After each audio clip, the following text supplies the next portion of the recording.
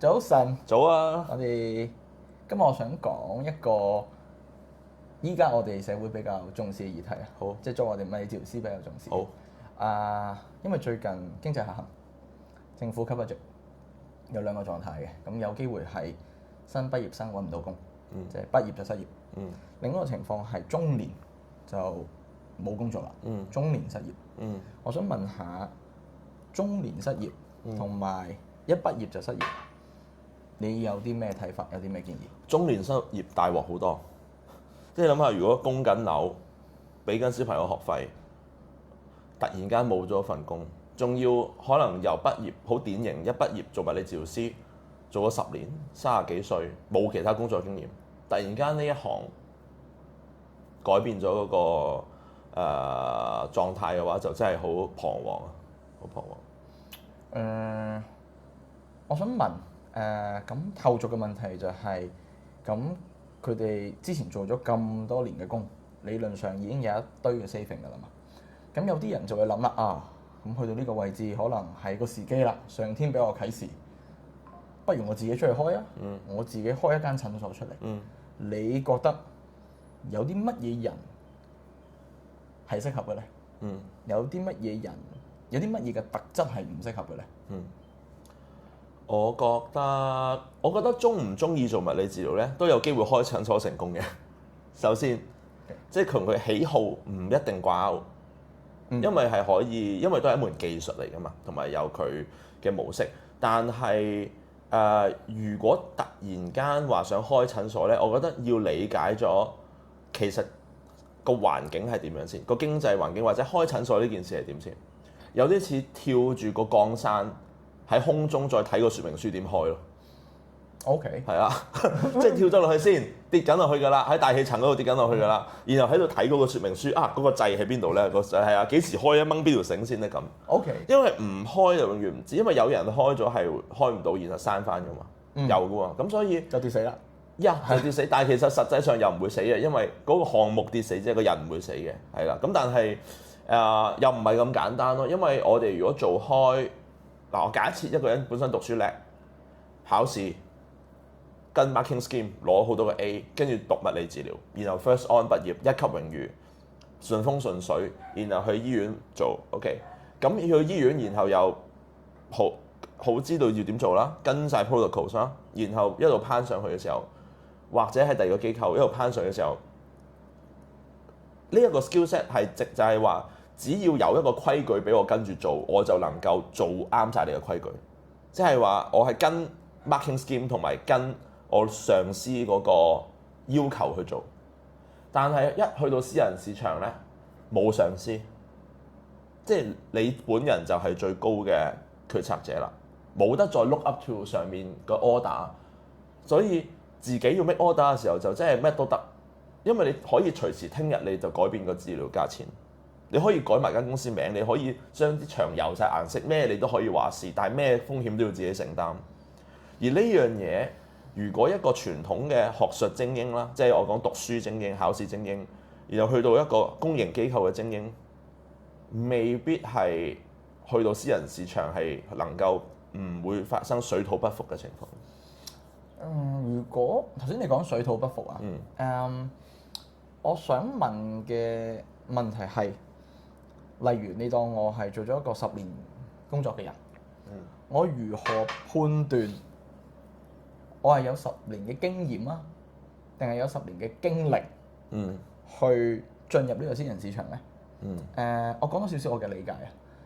如果我嘅工作入邊，我可以根據一個治療嘅部位，例如好有信心咁講到1個鐘頭，我個人嘅理解，無論係評估啦、治療啦、個病人嘅期望啦，將呢一啲種種嘅因素統合，可以講到1個鐘頭以上咧。我自己個人覺得係10年嘅經驗，而10年嘅經歷咧就係佢可能係重重複複每一日係做同一個步驟，但係其實呢個步驟對於每一個病人嚟講都係一樣㗎啦。咁我自己個人覺得，或者我俾其他人嘅建議就係，如果你係屬於前者，你可以好有激情，去講出嗰個部位一個鐘頭你嘅見解、你嘅處理、你嘅角度，然之後可以令到嗰個病人見到你係佢嘅希望嘅話咧，我個人覺得佢大啲機會出去私人市場嗰度係可以成功嘅。而頭先前者可能冇呢個能力，即係10年經歷唔係10年經驗嘅人咧，佢出去佢可能要去學習嘅功課就會多好多，或者佢好大機會會失敗。我見過，譬如我有個同事，佢喺醫院做咗7年或以上啦，已經升到去1級物理治療師啦。佢係佢嘅治療技巧好高㗎，所以佢出到去診所嘅時候，其實佢 pick up 得好快。因為佢就係可以講超過1個鐘嗰啲人咯。但係呢個環境本身係咪好鼓勵緊呢個人咁樣發展呢？咁喺公營嘅機構，我哋知道就係好睇你咁啱喺邊個位置咯。譬如話你嗰個位置，而唔係治療師肯唔肯進修，或者唔係完全嗰樣嘢，而係譬如話我哋知道喺公營機構，我哋會有公營機構嘅 KPI 啊嘛。咁我哋要達至個 KPI 嘅時候，可能唔係淨係治療層面嘅，有 admin 嘅層面，有好多層面去令嗰個單位你個老闆，因為個老闆譬如你喺 NGO 做嘢，你個老闆可能係個社工，佢要求嘅嘢，佢覺得正嘅嘢，未必係個療效啊。如果佢係社工，係咪？佢唔係醫生啊嘛。咁所以佢就希望你個 program 寫得好，然後啲活動使用者用得開心咁樣，咁咪自然咁都係一個 work ethics 嚟㗎。如果我喺老人院嗰度做，我冇理由係話要將老人家 train 到變翻到小朋友㗎嘛。係咪？啲痛症亦都唔係100%係嗰啲退化嘢可以還原嘅。我哋知道老人院未必得，當然有啲 case 可以做。咁所以如果喺老人院度做，我都做過幾年啦，1-2年，我就知道我有一啲 case 可以有進步嘅。但係有一啲可能冇嘅，咁我就做好晒啲本分之後，然後上司再俾嘢我做，咁我再去發掘我個潛能嗰個進修方向，有機會就滿足咗我上司嘅進修方向。而呢樣嘢喺私人物理治療市場係唔同咯，而因為私人物理治療市場可能淨係需求嘅就係個治療效果。OK，我可唔可以咁理解啊？例如我用一句 statement 去概括頭先你嘅説話，就係我係 Jack Lee。物理治療師。咁頭先你講嘅物理治療師後面係一個職銜啦，一個工種啦。而呢個工種入邊嗰度，其實有好多地方都需要呢一個嘅工種㗎嘛。如果喺醫院入邊嗰度，佢可能要求所有人都係，佢係要一個機器。我哋要成為嗰個齒輪去運作。所以佢會比較強調後面嗰個職銜嘅可重複性，但係私人市場嗰邊可能係強調前者Jack Lee 呢一邊呢一個嘅獨特性。我想問，如果係咁嘅狀態入邊，例如有一啲朋友不如咁講，後面嗰個職銜入邊，因為佢唔強調前面嗰個人獨特性啊嘛。當市場嘅 supply demand 出現咗供求問題嘅時候，後者嘅價錢就會非常之受到影響。而如果呢一啲朋友想未雨綢繆，令到自己可以有多一個嘅可能性，去避免有呢一種嘅經濟嘅震盪啊，影響到我家庭啊，或者影響到我成個生活嘅話，依家嘅人，例如我哋讀緊書嘅學生，或者依然係喺公營機構工作緊嘅治療師，佢哋點樣去思考，令到自己可以有呢個能力去抵抗呢一個嘅市場嘅 fluctuation 咧？好啊，因為我記得你介紹一個人俾我叫 Danko 啦，佢話喺個沙漠裏面係咪啊？喺個森林裏面嘅獅子，撒哈拉沙漠，撒哈拉沙漠裏面嘅北極熊。係啦，北極嘅北極熊，北極熊喺北極就好勁。然後獅子喺西伯利亞，喺西伯利亞就好勁。但係如果你將隻獅子擺咗喺北極，或者將隻北極熊擺咗喺西伯利亞咧，佢哋都揾唔到食㗎嘛。即刻死。係即死嘅。所以如果我哋喺10年喺我唔理你係醫院定係老人院定係咩地方定係診所都好啦，培養嗰個 skill set 係唔能嗰個能力係唔能夠轉移去第二個地方嘅時候，其實都證明嗰樣嘢只係局限喺嗰個 system 裏面有用喎。咁一年裡面跌斷大髀骨嘅阿婆係唔會每一年唔會爭好遠噶嘛？除非你攞支棍去毆啲阿婆啫。如果唔係每年就係有咁多人個 hip 會爆，有咁多人就會斷換膝頭哥關節，係比較穩定嘅數目。但係畢業嘅人係不停增加，咁即係嗰個供求有問題啦。但係如果喺另一個市場，我哋唔係講緊斷骨啊等等個市場，我哋講緊係痛症。嗰個痛症個市場係無限大啊嘛，因為喺呢個市場裏面有啲人係帶住物理治療嘅師嘅身份去做，有啲人係帶住脊醫嘅身份去做，甚至乎有啲人帶住運動教練嘅身份去做，即係現有香港市場或者咩神醫乜都好啦，都有咁多。咁即係話我哋只不過係帶住一個唔同嘅 batch 去做呢件事。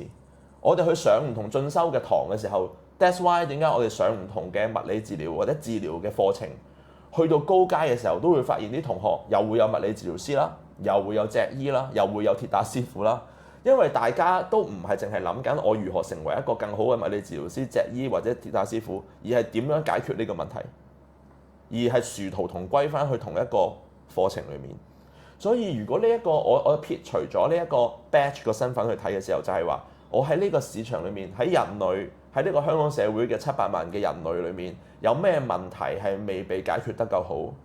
而咁啱我係一個物理治療師，所以我就可以用物理治療師嘅身份去參與呢個遊戲，而其他人都用緊唔同身份去參與個遊戲，咁呢樣嘢自然就同物理治療師嘅供求冇咁掛鈎啦。但係如果我參與緊個遊戲係社署撥款裡面嘅老人服務裡面嘅物理治療師，咁就會同社署撥唔撥款啦，同埋有幾多個物理治療師掛鈎。所以如果呢一刻就算我唔知大家係有冇呢個經濟危機，定係驚唔驚會唔會今年未到我，但係下個財政年度會俾人，其實我覺得就係開始要咁邊樣嘢可以令到我喺個市場度繼續有價值先。我舉個例子，如果你識揸車嘅，你揸 Uber 都係種價值嚟嘅。但係如果你咁啱有個牌係物理治療師嘅牌 ，why not 係善用呢個牌，然後成為一個可以解決到喺個市場裡面啲人 vote by feet、vote by cash。你幫我處理完，我而家好咗啦，我想俾呢個錢你多謝你幫我處理咗呢個膊頭痛嘅問題，而培養呢一個技巧。而呢樣嘢，我覺得唔係到已經嗰個工冇咗，或者如果調翻轉，我已經係有呢個能力，我知道就算呢度炒我咪去第二度做咯，因為我有個人嚟到膊頭痛，我整完佢會唔痛，我唔會餓死嘅。冇牌嘅人都唔會餓死，何況我有牌。我喺呢個位嗰度突然有3個衍生問題想問，我睇下你想答邊一個先。第一個問題就係講錢，因為我當初出嚟嘅時候，我係喺你診所度做嘢㗎嘛。我第一個迷思就係究竟我值幾多錢？我現有我做緊嘅服務係幾多錢？依家 Danny 金嗰度係幾多錢？我點樣可以 merge 到個 gap 啊？我點樣知道我係行緊一條正確嘅道路，令到我係 worth 頭先呢個 vote by cash 呢個狀態？第一件事。第二樣嘢我係即刻諗起新畢業生。唔好新畢業先，讀緊1年級、2年級、3年級嘅同學。因為佢哋其實係第一個學位啊嘛。某程度上，雖然佢去過 Open Day， 但係佢都未必知道自己係咪想做物理治療師啊嘛。咁同埋依家 Thread 嗰度好 toxic 啊，即係大家轉行啦，冇嘢做。其實我想講，全部人都冇嘢做㗎啦，香港經濟下行，全部人都冇嘢做㗎嘛。咁有啲乜嘢 advice 係俾呢一班學生去 explore 啊？因為佢有嘅就係本錢啊嘛，青春。咁點樣利用佢哋依家喺大學學習嘅呢個時間去極限突破？我想其實第3個就係翻去中年嗰個轉跑道，或者中年物理治療師冇工作，究竟我繼續做翻物理治療師啊，定係我轉其他嘢做？你會想答邊個先？我會想答最後生嗰啲先。最後生個先 ，OK。我2010年畢業物理治療，2010年畢業，我2017年先愛上呢個職業。我用咗7年時間畢咗業之後，我先至發覺原來我咁中意做物理治療師。我中間有諗過轉行。OK。咁即係話，如果一個後生嘅人，我當年 A Level， 而家 DSE 讀完之後，其實唔知道自己中唔中意物理治療，但係入咗物理治療係好正常嘅。因為就好似我哋儲印花喺超級市場。咁啱儲到呢行咯喎，換個煲啦！你唔換隻碟，隻碟唔使咁多個印花啊嘛，我有咁多個印花，梗係換翻貴啲嗰樣嘢啦。咁好多人都係攞住個成績就對聯招嗰個，我哋 JUPAS 咪有本嘢嘅，上年會計要幾多個分，物理治療幾多分，咁我有能力讀呢樣嘢，我揀呢樣嘢啊。咁然後呢個就係好多人，我唔係話一定要咁做，但係好多人其實我細個或者我啲同學都係咁樣揀嘅，因為點解咧？因為對個世界根本唔認識，所以其實對物理治療嗰個理解都係一種好虛幻嘅嘢。但係隨住第一個 placement、第二個 placement、第三個 placement，先至明白什麼是工作，什麼是 work ethics，什麼是物理治療。然後去到最後，當你發現自己中意或者唔中意多少少嘅時候，你已經畢業咯喎，跟住就咁樣啦。咁然後亦都唔知道喺平衡宇宙裏面，如果你揀咗其他工，你會點㗎？所以我哋首先唔好框住先。但係我覺得你讀得物理治療嘅，無論你邊間大學畢業，你一定有一定嘅學習能力。OK， 你完成到學位，即係你有堅持完成一個學位嘅能力，都唔容易㗎。你要完成一個學位，都要考好多試，要做好多嘢。你有呢個堅毅嘅能力，你有呢個學習嘅能力，咁其實第一份工其實只不過係，或者咁諗，以前 PolyU 曾經佢唔係一間大學嚟㗎嘛，佢係一間叫做 Polytechnic， 即係其實係比較接近一間工業工作學校，然後慢慢再升格成為一間大學。但係其實我哋個思維好多時候都係困咗個學位，就係嗰個工作訓練。明明我係讀大學係訓練思維、訓練我個人嘅思維模式嘅，但係我哋就會讀緊大學，但係用一個讀職業訓練學院嘅心態嚟讀大學，而唔係用讀大學嘅心態嚟讀大學。呢個就係我細個嘅時候，所以我全部 Year One 就諗緊做咩工 ，Year Two 諗緊做咩工，唔係點樣揾工 ，Year Three 諗緊工，全部都係諗住畢咗業就係揾工。但係其實個大學教育係幫我哋成為一個解決問題嘅人，有思維嘅人嘅。而當我哋成為呢個人嘅時候，理論上喺各行各業應該都係比別人出色嘅。即係你做咩行業都得嘅，但係如果你愛物理治療，我絕對支持你揀翻物理治療。但係嗰個人叻咧係做乜嘢都叻嘅喎。我自己我唔係叻嘅但係我啱啱畢業嘅時候直情係蠢添而家因為愛上咗呢個行業就好少少。但係我相信而家讀書畢業嗰班人好多成績係好過我哋當年 A level 嘅時候嘅，因為嗰個要求係呢幾年讀物理治療嘅成績越嚟越高嘅。所以咁叻嘅人理論上你哋咁有思維係應該唔會咁容易就俾嗰個咩所謂有冇工做嚇親人，因為周圍都有工嘅。但係如果你要做物理治療師嘅話，我哋就可以進入到下個討論。你喜歡物理治療，你如何 stay in the market？ 我諗你係有呢個能力做任何嘢，但係我都選擇讀物理治療，而唔係話好似一件死物咁樣，即係我已經係命運安排咗物理治療。哎呀，而家冇工做，咁我好無助咯。而係你做咩工，你都會成功嘅。我記得前嗰兩日同你食早餐嘅時候，你講過一樣嘢嘅。我嗰個時候問 Danny 咧，點樣去識別到一啲真係中意讀物理治療嘅人啊？咁當時你同我講咧，其實讀第一個 degree 知道自己中意物理治療嘅人咧係好困難嘅。我相信頭先都講咗啦。咁反而係 second degree 去揀物理治療嗰啲人就真係中意啦，就堅係自己揀嘅，堅係自己阿爸阿媽或者啲老師一齊幫你揀。冇錯。咁所以如果係咁嘅話，咁即係話其實依家讀緊學士學位 Bachelor 呢啲同學，其實第一個要研究嘅對象就係研究佢哋 second degree， 研究啲 mature student。係啦，研究翻啲 mature student 究竟點解佢對呢一樣嘢有愛、有激情，甚至乎研究翻之前佢哋揾幾多錢，對比翻依家物理治療師有可能如果打工係揾幾多錢，你問下佢哋。有啲人係仲揾少咗㗎，做物理治療師。係啦，佢哋會唔會揀打工定係其實佢哋已經喺心目中有一個理想嘅形象要去做啊？因為某程度上你哋出到嚟咧，個病人係會識得揀嘅。個病人會識得揀到一個物理治療師，好似 Captain America 咁樣去望住 I can do this all day。咁如果你面對嗰個人，佢唔係同你講係唔係低價競爭啊？佢就係話有冇錢我同你 I can do this all day。喺呢邊呢個位嗰度，我相信如果你覺得嗰份工係好辛苦啊，即係好 struggling 去做，你第一個做工好辛苦嘅心態。而另外面對嗰個佢就係我物理治療就係我一生嘅追求啦。I can do this all day。我強調咗第3次啊。咁其實冇可能同呢班人競爭嘅喎。喺呢個嘅位置。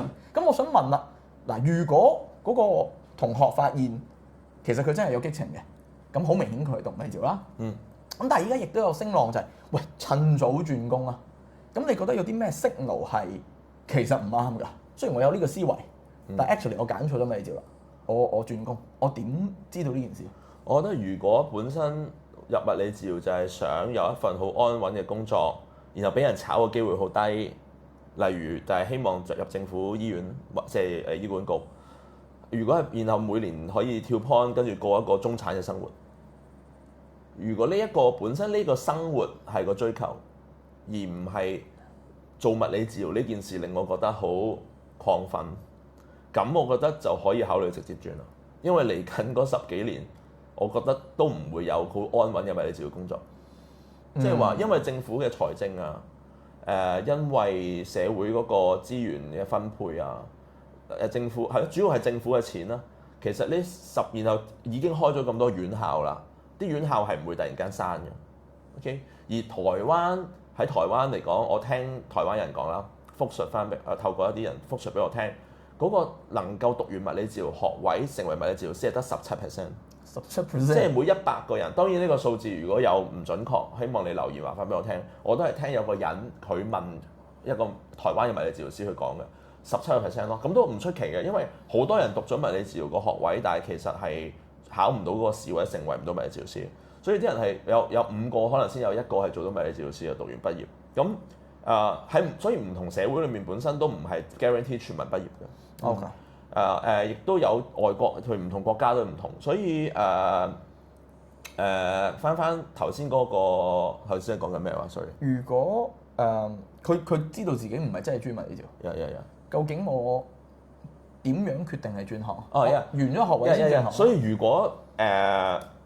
其實如果你本身你 placement 已經覺得好悶或者乜嘢，咁你咪最多試下 attach 幾間私人診所咯。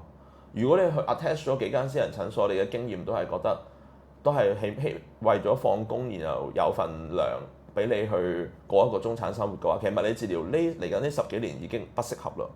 已經直接係，因為你都唔中意做，然後你又其實想要安穩，咁就直接考政府工咯。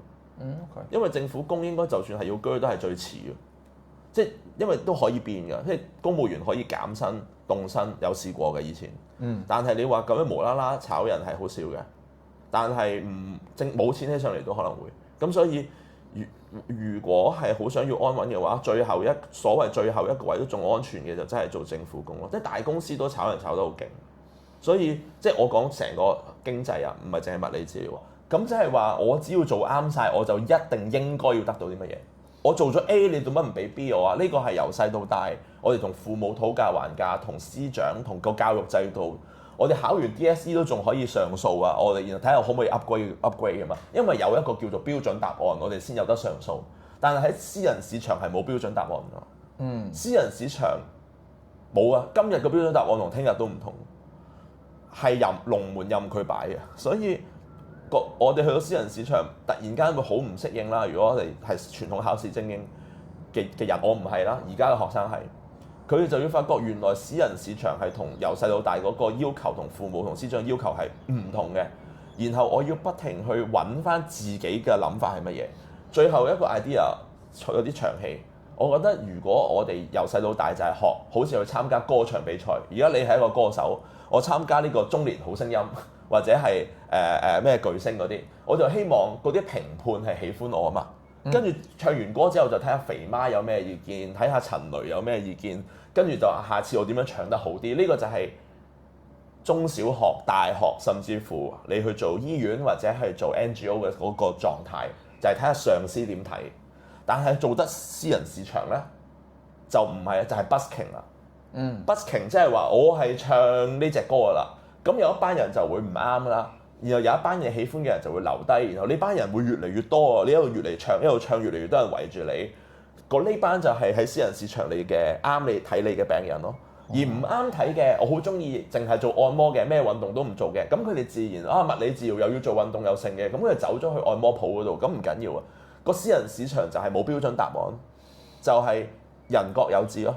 咁但係最慘就係如果冇標準答案嘅時候，我自己個標準答案係乜？然後我每一天都跟實呢個標準答案，以至 make sure 唔啱嘅人係可以離開，啱嘅人可以留低。必須要有呢樣嘢，然後1個月、3個月、6個月、1年，再喺呢件事上面再個技藝喺度提升嘅時候，我相信每一個能夠唔需要靠商業轉介嘅治療師，即係所謂每一個係靠口碑轉介嘅治療師，都係因為佢每一日擘大眼就係做一件事，就係將自己個 anchor 再 anchor 得深啲，然後再做得好啲，嚟去維係一班能夠體會到自己價值喺私人市場面體會到自己價值嘅朋友。頭先你講 busking 呢件事啊嘛，咁即係話有病人會欣賞你，有病人會唔欣賞你咯。咁因為我哋頭先你講過，我哋嘅教育制度係為咗攞高分嘅嘛。其實我哋係慣咗每一科都攞高分。我希望每一個老師都中意我。我希望每一個同學都中意我。但係出到嚟，頭先你就話有人會唔中意我。咁即係話有機會，我堅持做我自己覺得最好個版本嘅物理治療師，係連我自己物理治療師同齊都會唔中意我。有可能。咁我點樣可以？我有一個強健嘅內心去抵受到頭先呢一件事咧，喺呢邊呢個位。當我面對頭先嘅批評嘅時候，我點樣可以 make sure 自己係可以有一步一步慢慢咁強壯咁呢個內心？因為似乎我哋喺學校冇學過呢件事嘅喎，而新畢業嘅同學頭先佢哋都冇一個慢慢嘅成長嘅時間、成長嘅空間，佢一嘢就推咗出去嘅咯喎。喺頭先嗰邊嗰位，頭先我成波 co-ed 嘅喎，我全世界都讚我嘅喎，出到去咁突然之間有人唔讚我，可能佢喊嘅喎，佢唔開心嘅喎。我唔係標即呢波成波 co-ed 啊，咁唔同嘅學校，因為好高分啊！你哋依家真係咁出到去嘅時候，爸爸媽媽錫我㗎嘛，我阿爺都冇鬧過我啊。咁頭先可能係俾其他物理治療師覺得咁樣唔好啦。有病人會唔欣賞我啦。佢哋點樣去 prepare 啊？我用我嘅方法答啊！我用我嘅方法答啊！我兜個圈㗎。啲老師由細到大喺度要求我哋嘅時候，因為老師上面都有主任老師，主任老師上面有校長，校長上面有校監，校監上面有教育處。OK。其實大家都喺度跑緊數。OK。然後大家你個老師都係跟緊校長嘅 marking scheme， 校長都係跟緊教育處嘅 marking scheme。如果唔係就俾人殺校。所以一層一層壓落嚟，唔係講啱同錯，係講係咪能夠一個好穩定嘅系統去控制。而物理治療師上面有物理治療師嘅老細啦 ，department manager 跑緊 department 條數，個醫院個院長跑緊醫院條數。OK， 一層一層。然後但係最後去到一個醫生佢自己要同睇完其他啲醫生同學都唔好返，佢可能走去睇中醫。所以一個老師如果佢自己個仔喺主流學校可能學唔到，可能都送去外國讀書。即係佢喺香港教育制度裏面，佢自己搞唔掂咧，送個仔去外國讀書啊，去芬蘭讀書啊，嗰邊 free 啲啊，唔使讀書又咁大壓力。但係佢依然會繼續喺呢個教育制度裏面教其他小朋友，但係佢個小朋友未必喺個教育制度裏面。嗰個醫生喺一個醫療制度裏面，但係佢自己可能係睇第二個醫療制度，因為佢要解決嘅問題，佢而家一個係解決佢工作嘅問題，一個係解決佢自己私人問題。所以只要佢工作問題，佢會用西醫嘅 protocol 啦，因為佢係一個醫生嚟㗎嘛。但係佢到西醫嘅 protocol 做晒佢都唔好返嘅時候，佢自然就去睇中醫㗎啦，因為佢夜晚條腰痛到瞓唔着，或者耳鳴好大聲，令佢集中唔到做醫生。所以每一個人喺個體制裏面，喺個 marking scheme 裏面做到最好嘅時候，但係佢面對佢個人問題嘅時候，佢都唔可以跟個體制同 marking scheme，佢都要根據返佢實際嘅處境，佢會脫離佢本身工作上信賴嗰個體制，佢會揀對佢最有利嘅選項。所以我哋要成為嗰個最有利嘅選項，而唔係再討論嗰個制度。如果咁講，我可唔可以咁樣去講啊？我依家喺學校考試，我喺醫院實習入邊嗰度，我有一個人格去 make sure 我係可以勝任到物理治療師呢個專業嘅。但係當出咗嚟喺私人市場嘅時候，其實我有必要再培育第二個人格，另外一個角度係唔跟頭先嗰個。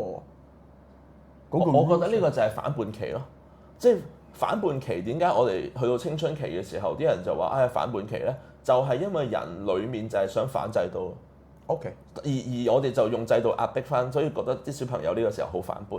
但係其實佢睇唔到一樣嘢，其實人個反叛性就係佢個求生本能。佢就係想離開個制度，所以但係當經濟唔好嘅時候，制度就崩潰。而我哋所以唔係建立一個，我唔覺得係建立一個人格，我覺得係釋放呢個人格，係釋放翻10幾歲嘅時候俾人打壓咗嗰個人格，培養求生本能。係去翻最後就係成為一個解決問題嘅人，同埋為社會提供價值嘅人，而唔依賴制度，為自己負責，為社會解決價值。佢話解決問題提供價值，解決問題提供價值。咁就去到邊度都有得撈㗎啦。OK，我覺得即係唔係做物理治療師都係同一件事，即係已經唔應該局限咗物理治療師呢個職業去諗咯。其實仲有好多嘢想講錢未講啊。中年轉跑道未講。不過而家有啲肚餓。有咩啦？謝先，咁先啦。下次見。好唔該。拜拜。哇哇哇！